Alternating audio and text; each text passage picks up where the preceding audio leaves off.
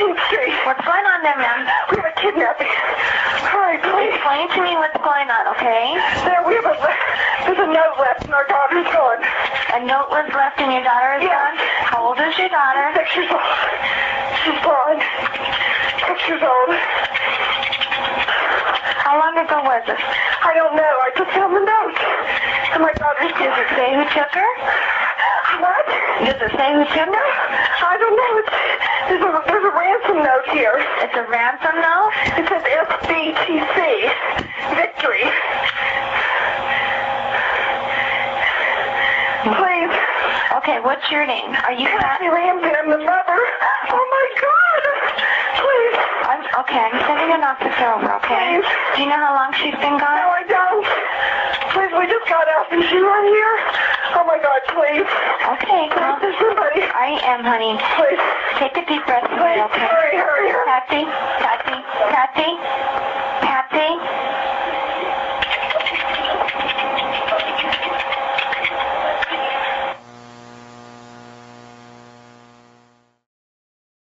Boulder Police Patrol Officer Rick French stood outside the door of 755 15th Street. It was 5:56 a.m. A woman in her late 30s opened the door wearing a red sweater and black slacks. Patsy Ramsey did not introduce herself to the patrolman. She probably didn't need to. Once she started explaining that her 6-year-old daughter, JonBene Ramsey, was missing, he probably knew precisely who he was speaking to. The little girl was the darling of Boulder, an up-and-coming pageant star who just a week prior had been crowned Colorado's Little Miss Princess. Even if Officer French didn't follow the pageantry world, and he probably didn't, JonBene was becoming a fixture in Boulder and had the year prior sang and waved from a float called the Good Ship Lollipop in the city's 1995 Christmas parade. According to case detective Steve Thomas, Patsy's interest in pageantry was piqued at the age of 13, when she attended a Miss West Virginia competition with her sister Pam. Both girls would win titles in their county fairs pageants as teenagers, and Patsy nearly took home the Miss Teenage West Virginia title as a sophomore in high school. Part of her success was her talent for dramatic reading, a skill finely tuned by her school drama teacher, Linda McLean. More than just her looks and her acting abilities, Patsy was an intelligent and driven young woman, and after graduating high school in 1975, she began studying journalism at West Virginia University. As a freshman, she joined the Alpha Chi Delta sorority, where another pageant star named Teresa Lucas mentored her further. And by the time she was a sophomore, she'd managed to take home second runner-up in the Miss Morgantown competition, first runner-up for Miss Wood County, and last person standing at an at-large competition. Teresa Lucas won the Miss West Virginia crown in 1976, and Patsy followed in her footsteps 1 year later in 1977.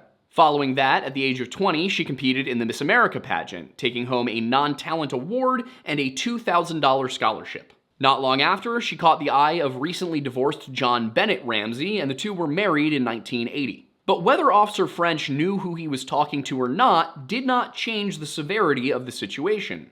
A little girl was missing, and a ransom note was left behind as the only evidence of where she could have gone. As her husband John, a Navy veteran turned tech entrepreneur, joined her at the door, dressed in a blue and white shirt with khaki slacks, Mrs. Ramsey explained to Officer French that, around 5:45 that morning, she had peeked into JonBene's room and found that the girl was not in her bed. Confused, but not yet alarmed, Patsy proceeded down the spiral staircase near her daughter's bedroom towards the kitchen. But as she reached the bottom of the stairs, she found something out of the ordinary. 3 sheets of paper, including what appeared to be a long handwritten note. She bent down to read and, upon realizing what she was looking at, screamed for her husband and ran back upstairs. The Ramseys invited Officer French into their labyrinthian home, where they showed him the 3 pages, which now lay on the floor outside of the kitchen.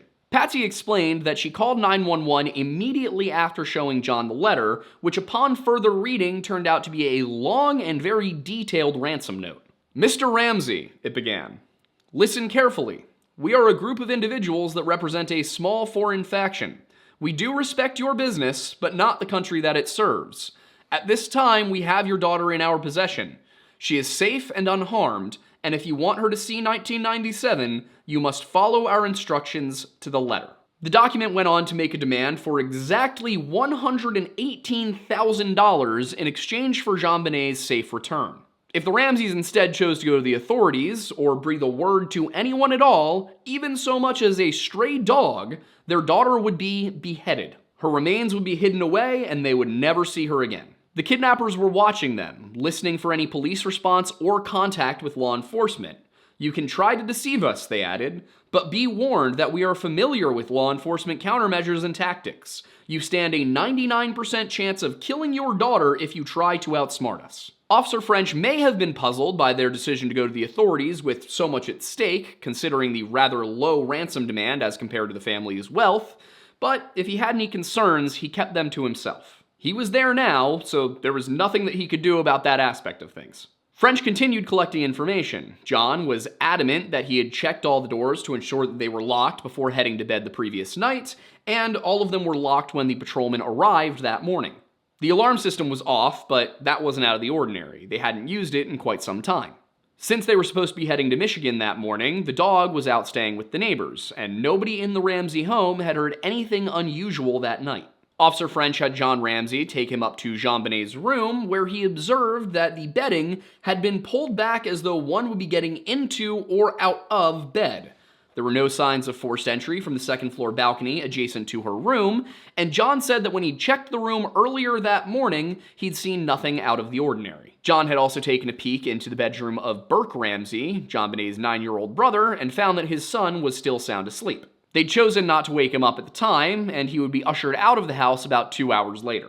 Throughout the remainder of the morning, more people arrived at the Ramsey household, and not all of them were law enforcement. Sergeant Paul Reichenbach was French's supervisor, and he arrived on scene around 6:10 a.m. As he did, Officer French met him at the door to brief him on what he'd learned so far.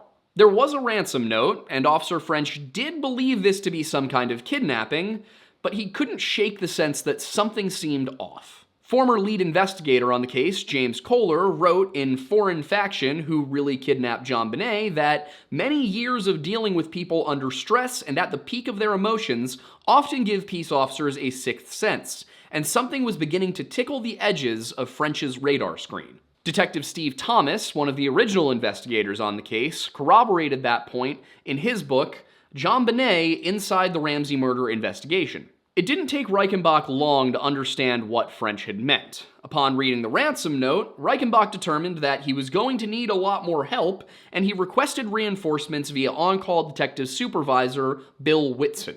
Before any further assistance could arrive, however, 2 sets of Ramsey family friends arrived at the home. Neither French nor Reichenbach remembered any calls being made in their presence, and yet John and Barbara Fernie, as well as Fleet and Priscilla White, arrived around 6:30 a.m. nonetheless.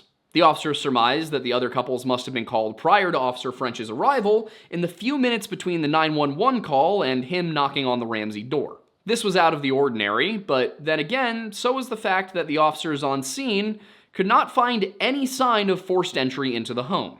In order to find one, Sergeant Reichenbach started making his way through the house, and as he did so, he took note of the disparity in reactions between the father and the mother. John was calm and composed, while Patsy had dissolved into an emotional mess, lying on the floor in a nearby room, hugging pillows, clutching a crucifix, and wailing. After a thorough search of the above-ground rooms of this sprawling, enigmatic home revealed nothing, Reichenbach headed outside. The ground was dusted with snow, frost coating the grass, and yet there were no footprints. This was not seen as particularly odd, as his own shoes left no trace on the driveway either.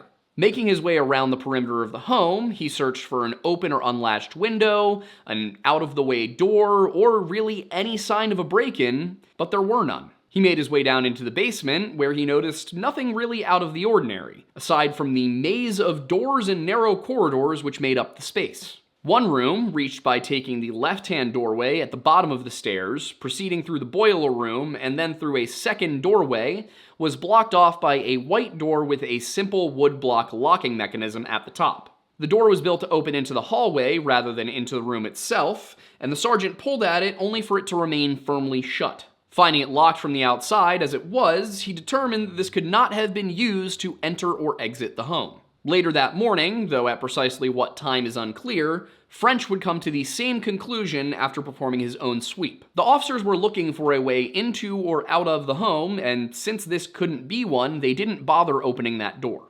Around 6:45 a.m., Ramsey family friend Fleet White, whose party they had attended the night prior, performed his own search of the home. He wasn't asked to do so, but then again, he also wasn't instructed not to. And over the course of the investigation, many more small mistakes like this would occur. White eventually made his way downstairs, where he entered a room commonly referred to as the train room. This was a space for painting and other more artistic or hobbyist activities, where JonBene and her mother painted and Burke had his model train set. In order to reach that room, White would have descended the stairs and taken the door immediately ahead and to the right. Directly ahead was the entrance to the crawl space, while going around a set of closets on the right would have brought him into a storage area. On the far wall was a set of 3 window panels, one of which was broken. According to James Kohler's book, White was immediately drawn to the area. He found that the windows, which were not painted shut and could be opened enough for someone to squeeze his or her way through, were closed but unlatched. Considering that this could have been a possible way in or out of the house, he searched for any shards of glass from where the window had been shattered. He found only a tiny kernel even after moving a hard-sided Samsonite suitcase which sat beneath the windows. He left the room without latching the window and then went to the same white door that Reichenbach and French had left unopened due to its lack of access to the outside. He disengaged the woodlock mechanism and opened the door, but in the pitch darkness of that windowless space, he saw nothing. Unable to find the light switch, he closed the door and returned upstairs, where the Ramsey home was becoming rather busy. Seeing how all of this could be traumatic for 9-year-old Burke Ramsey, Fleet White suggested that John's son spend the day at their household, where Fleet Jr. could keep him company and distract him from the situation at hand. John agreed, and after waking Burke and having him get ready to leave, sent the boy off with Fleet to be driven back to the White household some 6 blocks away. Ramsey told investigators that he alone went to wake Burke, while other reports from that same day would say that both men went to get him. Officer French attempted to ask Burke some questions as he was escorted from the home, but John informed him that Burke had slept through the entire night and knew nothing about what had happened. Detective Thomas noted in his book how odd it seemed that his sister was thought to be the victim of a terrorist kidnapping, but Burke was exiled to the Whites' home, an unprotected location where he could be watched over by friends instead of police. When Detective Linda Arndt finally arrived on the scene at 8:10 a.m., she was greeted by an utter disaster of a crime scene. CSI techs Barry Weiss and Sue Barklow were attempting to do their jobs, but every time they dusted for fingerprints, the victim advocates who had accompanied the investigators to the scene followed them around cleaning up the messy fingerprint powder and were unwittingly destroying additional trace evidence that might have been discoverable. Ramsey family friends were all over the first floor, as was their church's Reverend Roll Haverstock, leaving dirt, fibers, and fingerprints all over an area which needed to remain as untouched as possible. It hadn't been 3 hours since the Ramseys had called 911, and yet the investigation was already off the rails. The only good news was that Sergeant Whitson was able to get the FBI on the line, and the Boulder field office stepped in to consult. The one thing that the officers there that morning were able to get a good handle on was the family's story. John was interviewed by at least 3 officers and Patsy by at least 2. And by combining the information from these statements, the Boulder PD was able to construct a rough timeline of events. The Ramseys attended a Christmas function at the Whites the prior night, returning just before 10 p.m. John read to both children for a little while, tucked JonBene into bed himself, and then checked the doors of the home to ensure that they were all locked. He then went to bed himself, Patsy following suit around 10:30. According to Patsy, JonBene was put to bed wearing long white underwear and a red turtleneck top. John Ramsey told this story to 3 different detectives, and Patsy confirmed in her statements that she also believed the doors to be locked. Patsy told Detective Linda Arndt specifically that she awoke before 5:45 a.m., went downstairs, and found the note. It was at this point that she ran back up to check on JonBene, finding that she was not in her bed. She shouted for John, who came running downstairs, and then she called 911. She followed that up by calling the Fernies and the Whites, who arrived a little over half an hour later. Detective Linda Arndt didn't know it yet, but Patsy Ramsey had just contradicted the story she told Officer Rick French that very same morning.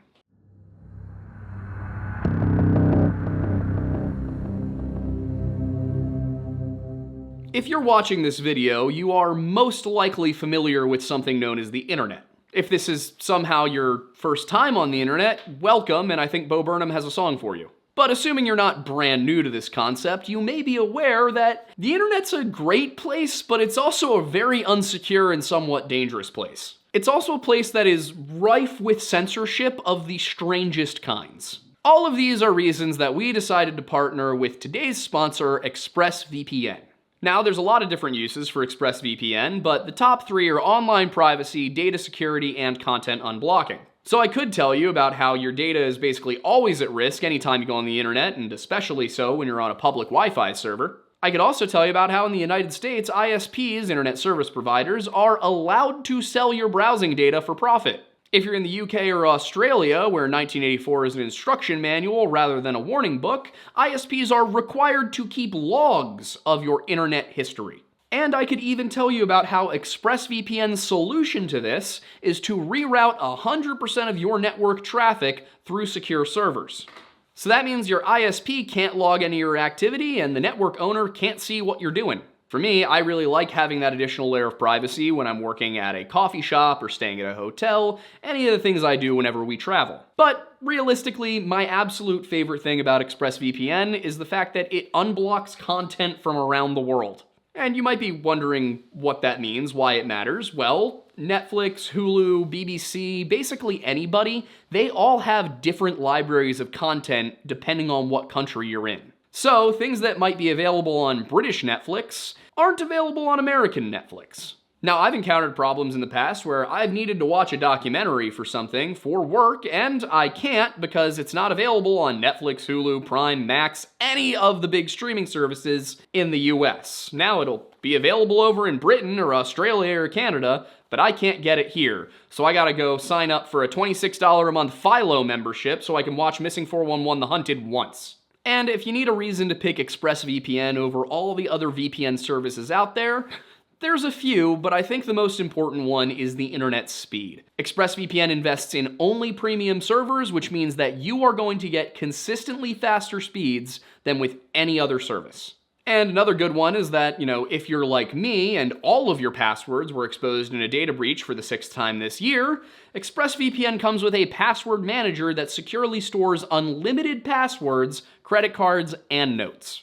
So if you are ready to not only better protect yourself online, but also see what Netflix has over across the pond, or if you are currently across the pond, acrosser the pond, I guess, right now you can take advantage of ExpressVPN's Black Friday Cyber Monday offer to get the absolute best VPN deal you will find all year. Just go to expressvpn.com/lorelodge or scan the QR code on your screen to get an additional 4 months or even up to 6 months of ExpressVPN for free.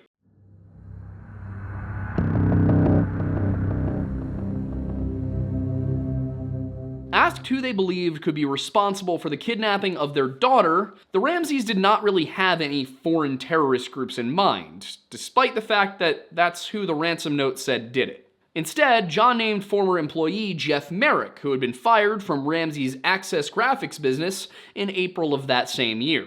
Another potential suspect, this one suggested by Patsy, was the Ramsey family housekeeper Linda Hoffman Pugh. According to the Ramseys, only 3 other people had keys to the home, those being Patsy's mother, John's eldest son, and the housekeeper. The first 2 were family and were actually out of state when all of this occurred, but Linda had requested a $2,000 loan from Patsy very recently. And according to Reverend Haverstock, Linda Hoffman Pugh had previously mentioned concerns about the kidnapping of JonBene. But in case it really was, as the note claimed, a foreign faction, Detective Arndt provided a photocopy of the note to family and friends assembled in order to see if anybody could glean anything from it. The note in full reads as follows. Mr. Ramsey, listen carefully. We are a group of individuals that represent a small foreign faction. We do respect your business, but not the country that it serves. At this time, we have your daughter in our possession. She is safe and unharmed, and if you want her to see 1997, you must follow our instructions to the letter. You will withdraw $118,000 from your account. $100,000 will be in $100 bills, and the remaining $18,000 in $20 bills. Make sure that you bring an adequate size attaché to the bank. When you get home, you will put the money in a brown paper bag. I will call you between 8 and 10 a.m. tomorrow to instruct you on delivery. The delivery will be exhausting, so I advise you to be rested. If we monitor you getting the money early, we might call you early to arrange an earlier delivery of the money and hence earlier delivery pickup of your daughter. Any deviation of my instructions will result in the immediate execution of your daughter. You will also be denied her remains for proper burial. The two gentlemen watching over your daughter do not particularly like you, so I advise you not to provoke them. Speaking to anyone about your situation, such as police, FBI, etc., will result in your daughter being beheaded. If we catch you talking to a stray dog, she dies. If you alert bank authorities, she dies. If the money is in any way marked or tampered with, she dies.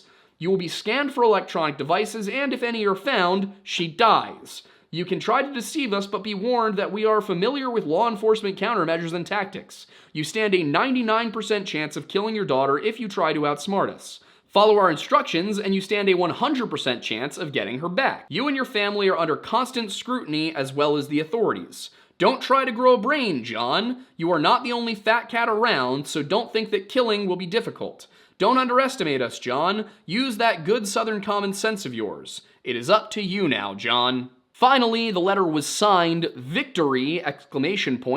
SBTC. Regarding the sum requested, John Fernie and Fleet White were, as Thomas put it, equally mystified, for such an amount was relatively insignificant in comparison with the overall fortune of John Ramsey, who was a millionaire 7 times over. John owned the locally based Access Graphics, which was more than just a computer store. It was also a subsidiary of Lockheed Martin, a major defense contractor. With a parent company like that, Ramsey had access to a lot of great business opportunities, and this was reflected in the $1 billion in sales his company achieved in 1996. So with John Ramsey having a net worth of over $7 million, it was puzzling that the kidnappers who cited his business ties with the government would ask for a number that's barely over the 6-figure mark. It also made little sense that actors frustrated with the American government would target the owner of a subsidiary of a contractor who held no real power beyond his reputation and connections. A Lockheed executive, a politician, or even a pro-government newscaster would have made some sense, but John Ramsey was just an odd target. Detective Steve Thomas would later learn that John Ramsey's holiday bonus in 1996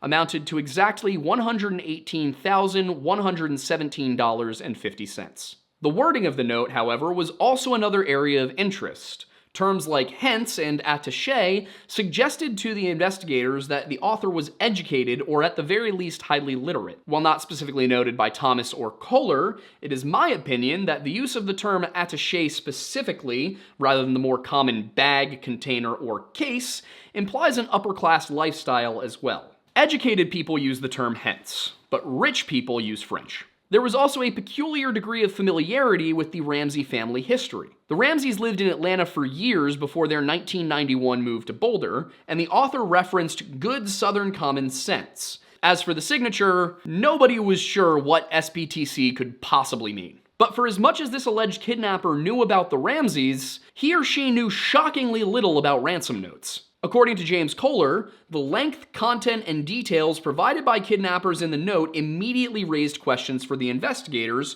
who were working the case that morning. The FBI agents consulting were particularly perplexed, telling the police that they had never seen a ransom note of its kind. Typically, these notes were short and provided few details about the perpetrators. Investigators also found it interesting that the note began by formally addressing John Ramsey, but by its end, the kidnapper or kidnappers spoke as though they were intimately familiar with John and the family. John Andrew Ramsey, the eldest son of the family, supported this point when he was later asked to provide answers to a series of written questions. I think it was someone that had intimate knowledge of my family and how we lived day to day, the then 20-year-old wrote. Why would they leave the ransom note on the back staircase instead of the front? The spiral staircase on which the note was left only led up to the 2nd floor, while the other staircase at the front of the house led all the way up to the 3rd floor and the master bedroom. So whoever wrote this note somehow knew that either John or Patsy would use that specific staircase at some point that morning.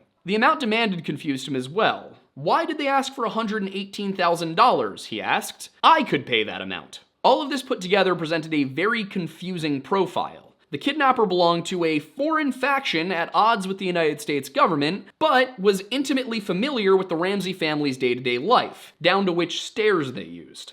They were upper class and well-educated, but they also considered $118,000 to be quite a significant sum of money. They made it clear that all of this was politically motivated, but they said nothing about their goals. Who were these people, and what kind of kidnapping was this?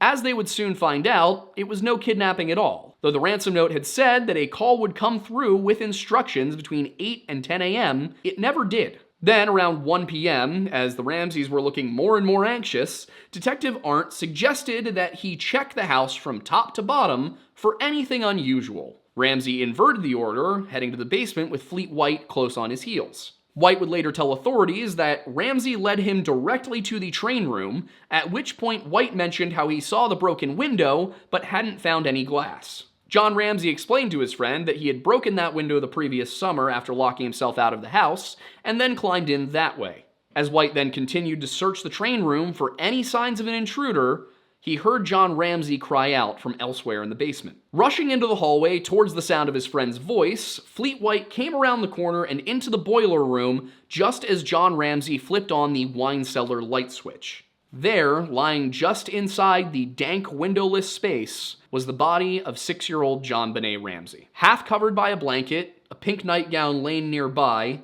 she still wore her white long johns, but the red turtleneck had been replaced by a long-sleeve white shirt with a sequin star on the front. Her wrists were bound with a cord, duct tape had been applied across her lips, and her bare ankles were cold to the touch. When White entered the room, John Ramsey was kneeling beside his daughter, a hand pressed up against her pallid face.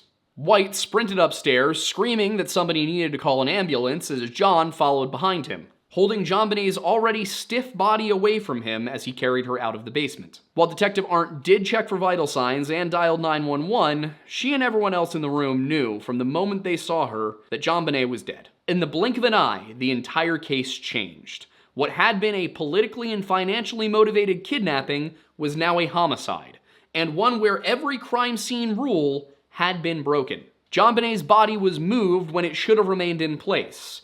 John had removed the duct tape from his daughter's lips and one of the loops from around her wrist. Worse, Fleet White had run downstairs to grab the piece of tape, contaminating that piece of evidence even further.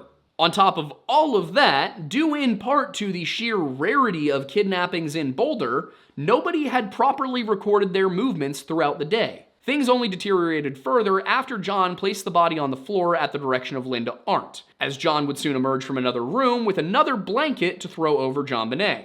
Doing so could have added any number of fibers, dusts, hairs, and other contaminants that would not have been present on the body where it was originally found in the basement. The same kind of contamination was then doubled when Patsy was led into the room, as she threw herself down over her daughter's body and began to wail that God raised her as he did Lazarus.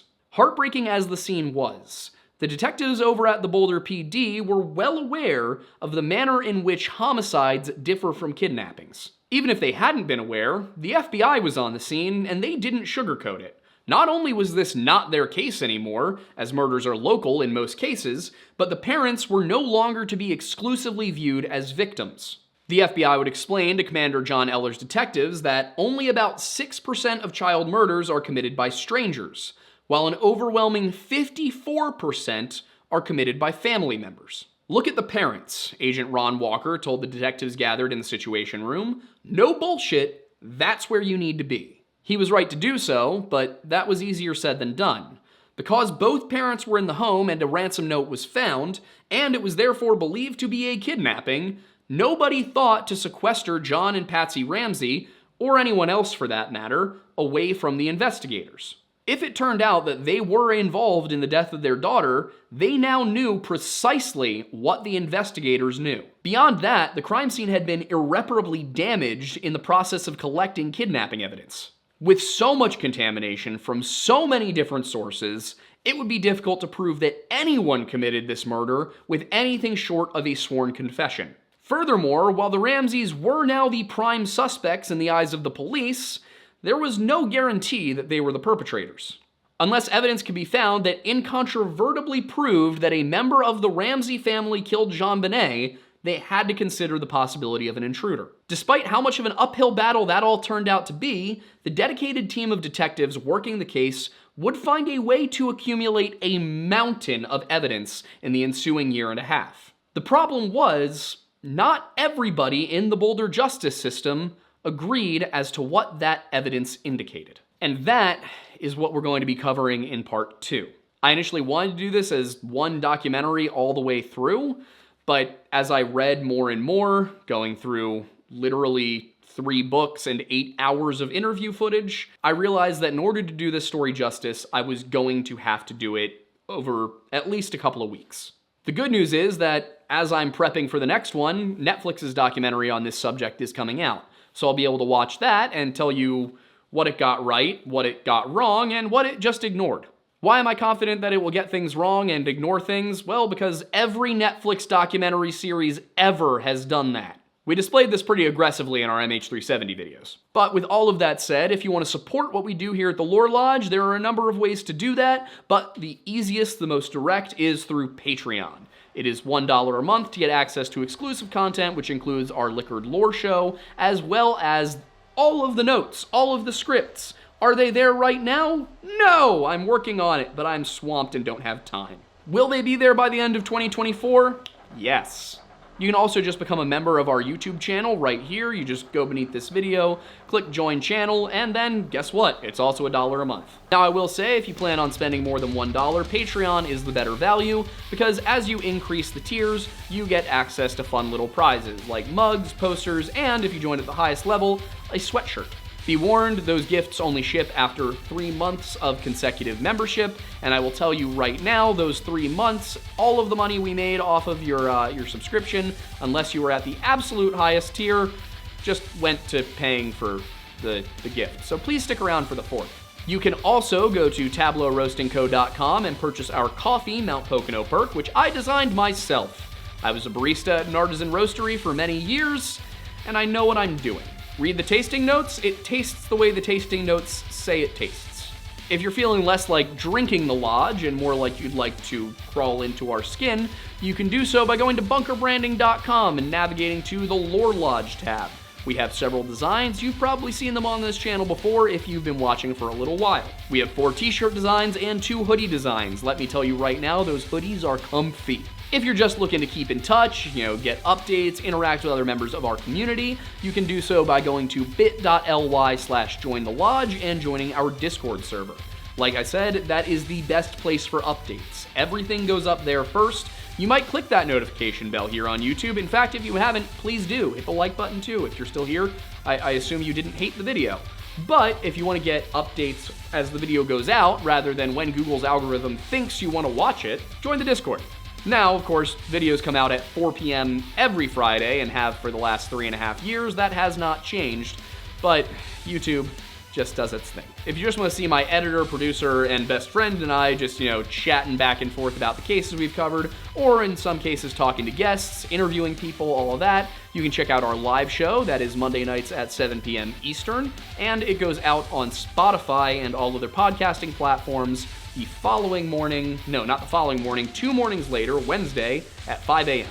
And I know I buried the lead, and most of you probably aren't still even here, but if you are, you may be one of the first to know about History Unhinged, the brand new podcast with myself, Stakuyi, Stephen Bell, Roman Helmet Guy, and Thornbury, who is usually behind the camera, but in these is acting as a bit of an audience surrogate, because Stephen and I don't know when to stop talking. I'm simply there to control the chaos. I'm not used to the not facial hair yet. It's throwing me off. I know. Yeah, it's kind of... If you're new, I used to have a beard for about, like a year? Yeah, about that. Like a blonde Tarzan look here. Yeah, like young Tarzan. Well, now that all of that is out of the way, I'm Aiden Mattis, and thanks for stopping by the Lore Lodge.